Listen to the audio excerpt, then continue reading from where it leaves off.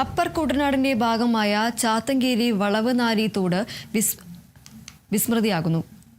Cave വള്ളങ്ങളും യാത്രാ ബോട്ടുകളും സഞ്ചരിച്ചതോടെ ഇന്ന് പോളയും പായലും മറ്റു മാലിന്യങ്ങളും അടിഞ്ഞ് ഒഴുക്ക് നിലച്ച അവസ്ഥയിലാണ്. പത്തനംതിട്ട ജില്ലയുടെ നെല്ലറയായ പെരിങ്ങരയ്ക്ക് ഒട്ടേറെ ദുരിത കഥകളാണ് ഇപ്പോൾ പറയാനുള്ളത്. നമ്മൾ ഇപ്പോൾ നിൽക്കുന്നത് ഏകദേശം 5 കിലോമീറ്റർ ഒരു തോട് ഇപ്പോൾ മരണാവസ്ഥയിലായിരിക്കുകയാണ്. അതായത് ചാത്തങ്കേരി വളവനാരി തോടെന്നാണ് പറയുന്നത്. മെമ്പറെ, എങ്ങനെയാണ് ഈ തോട് ഇങ്ങനെ ഇപ്പോൾ ഈ ശോച്യാവസ്ഥയിലായിരിക്കുന്നത്? ഈ കഴിഞ്ഞ ഒരു 7 വർഷം മുമ്പ് വരെ കൃത്യമായി ഇത് ഈ ചാത്തങ്കേരി വളവനാരി ആറും അതുപോലെ തന്നെ മണിപ്പുഴയിൽ നിന്ന് ആരംഭിച്ച് പെരിങ്ങര വഴി ചാത്തങ്കരിലേക്ക് വരുന്ന തോടുമൊക്കെ സംരക്ഷിച്ച് കൃത്യമായി നീരൊഴുക്കിന് അനുയോജ്യമായ നിലയിലായിരുന്നു.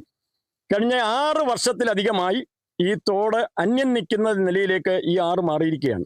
കഴിഞ്ഞ കാലങ്ങളിൽ ബോട്ട് സർവീസ് എൻ്റെ ഓർമ്മയിൽ പോലും നമ്മുടെ പുളുങ്കുന്നിൽ നിന്നും ആലപ്പുഴയിൽ നിന്നും ബോട്ട് യാത്ര ചെയ്തിരുന്ന അന്ന് ബോട്ട് സൗകര്യമായിരുന്നു.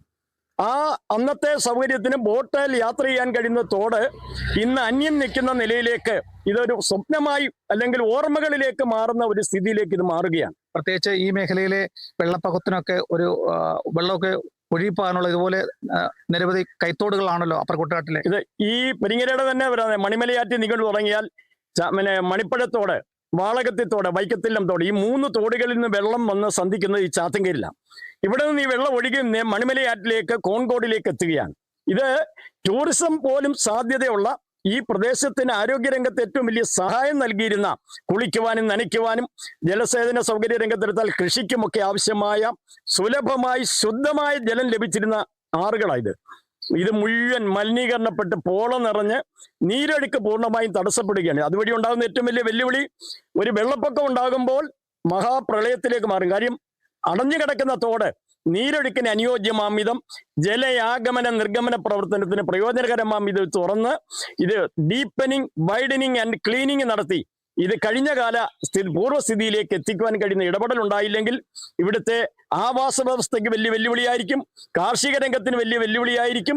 ഈ തോട് വലിയ ഒരു സ്വപ്നമായി മാറുന്ന സ്ഥിതിയിലേക്ക് മാറും. അതുകൊണ്ട് അടിയന്തരമായി ഗവൺമെന്റിൽ നിന്ന് വേണ്ട തരത്തിലുള്ള ഇടപെടൽ നടത്തി ഈ തോടിന്റെ കഴിഞ്ഞ കാല പൂർവ്വസ്ഥിതിയിലേക്ക് എത്തിക്കുവാൻ കഴിയുന്ന ഇടപെടൽ ഉണ്ടാകണം. ഇതുവഴി എന്തൊക്കെ സാധ്യത, ടൂറിസത്തിന് പോലും, ഫാം ടൂറിസം വളരെ സാധ്യതയുള്ള തോടുകളിൽ ഒന്നാണ് ഇത്. കാര്യം കുട്ടനാടിന്റെ തനിമയുള്ള ഞങ്ങളുടെ അപ്പർ കുട്ടനാടൻ പാടശേഖരങ്ങൾ ഈ തോടുകളിലൂടെ യാത്ര ചെയ്ത് കാണാനൊക്കെ കഴിയുന്ന വലിയ ഒരു ചരിത്രപരമായ ഇടപെടലാണ്. ആ രംഗത്തേക്കുള്ള സാധ്യതയുടെ മനസ്സിലാക്കി ഇത് സംരക്ഷിക്കണം.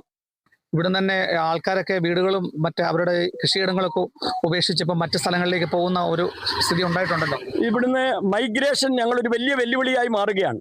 അടിസ്ഥാന സൗകര്യ രംഗത്തുണ്ടാകുന്ന, റോഡുകളുടെ രംഗത്തുണ്ടാകുന്ന പോരായ്മ, ഈ തോടുകളിലെ നീരൊഴുക്കില്ലാതെ തടസ്സപ്പെട്ട് മലിനീകരണപ്പെട്ട് കിടക്കുന്നത് വഴി ഇവിടുത്തെ വാസയോഗ്യമല്ലാത്ത നിലയിലേക്ക് നമ്മുടെ ഈ വീടുകൾ മാറുന്നു. കുടിവെള്ളം പോലും കിട്ടുന്നില്ല. കുടിവെള്ള രംഗത്ത് വലിയ വെല്ലുവിളി. കുളിക്കാനും നനയ്ക്കുവാനും, പണ്ടൊക്കെ ഞങ്ങളുടെയൊക്കെ ജീവിതത്തിൽ കുളിക്കുകയും നനയ്ക്കുകയും കുടിക്കുകയും വരെ ചെയ്തിരുന്ന ഈ തോടുകളാണ് ഇന്ന് പശുവിനെ പോലും കുളിപ്പിക്കാൻ കഴിയാത്ത, കുളിപ്പിച്ചാൽ പോലും മാരകമായ സ്കിൻ ഡിസീസ് ഉണ്ടാകുന്ന സ്ഥിതിയിലേക്ക് തോടുകൾ മലിനീകരണപ്പെട്ടു.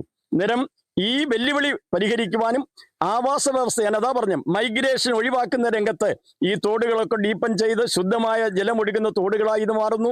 റോഡുകളുടെ അടിസ്ഥാന സൗകര്യം ഒരുക്കുന്നു, കാർഷിക രംഗത്തെ പരിപോഷിപ്പിക്കുന്നു. ഇതുവഴി ഇവിടുന്ന് മൈഗ്രേഷൻ ഒഴിവാക്കാനും ഇത് ഏറ്റവും വാസയോഗ്യമായ പ്രദേശം കഴിഞ്ഞ കാല പ്രതാപത്തിലേക്ക്, പച്ചിപ്പുള്ള കുട്ടനാടിലേക്ക് തിരിച്ചു വരാൻ കഴിയുന്ന ഒരു ഇടപെടലുമാണ് ഈ പ്രവർത്തനം. ഇത് ആർക്കൊക്കെ ഇതിനെ സഹായിക്കാൻ പറ്റും? ഇതിനകത്ത് ഇറിഗേഷൻ ഡിപ്പാർട്ട്മെന്റ്, കൃഷി ഡിപ്പാർട്ട്മെന്റ്, ഗവൺമെന്റ് തലത്തിൽ അത്യാവശ്യം ഗവൺമെന്റിന്റെ ഒരു വലിയ പിന്തുണ, മൈനർ ആൻഡ് മേജർ ഇറിഗേഷൻ ഡിപ്പാർട്ട്മെന്റും ഗവൺമെന്റിന്റെയും കൃഷി ഡിപ്പാർട്ട്മെന്റിന്റെയും ഒക്കെ പിന്തുണയോടുകൂടി ഇത് പൂർത്തീകരിക്കാൻ കഴിയും. കേരള വിഷൻ ന്യൂസിന് വേണ്ടി ക്യാമറ പേഴ്സൺ പ്രദീപ് അങ്ങാടിക്കൊപ്പം പ്രസാദം ജെ, പത്തനംതിട്ട.